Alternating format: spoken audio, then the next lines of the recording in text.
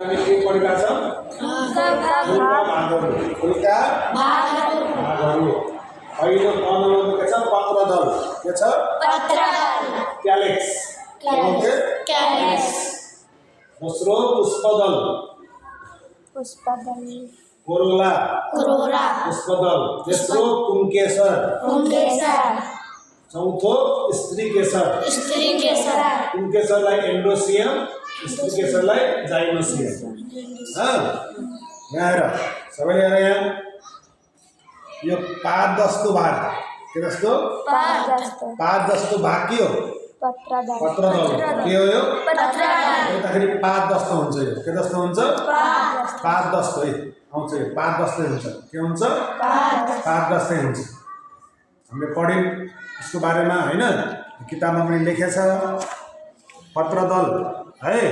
फूलको सबैभन्दा बाहिर रहेको भागलाई पत्रदल भनिन्छ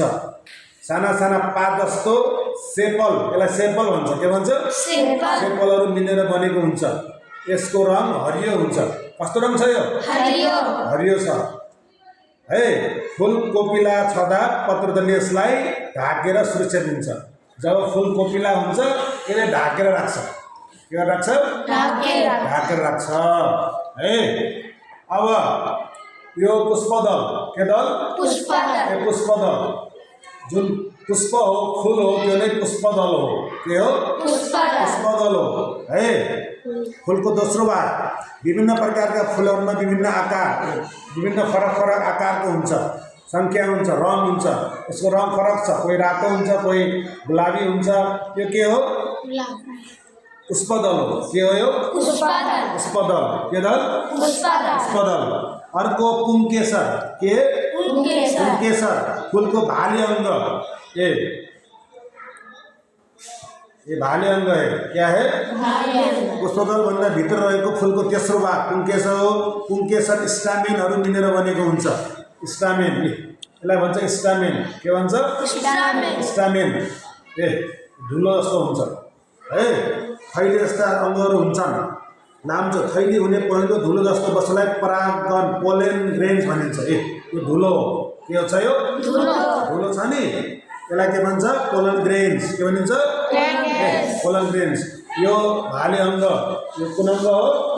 यो पुंकेसर लास्टमा आयो पोथी अङ्ग स्त्रीकेसर के आयो स्त्रीकेसर यहाँ छ स्त्रीकेसर ये के हो स्त्रीकेसर हो ये के हो स्त्रीकेसर बीज भाग बनेको हुन्छ यो है यो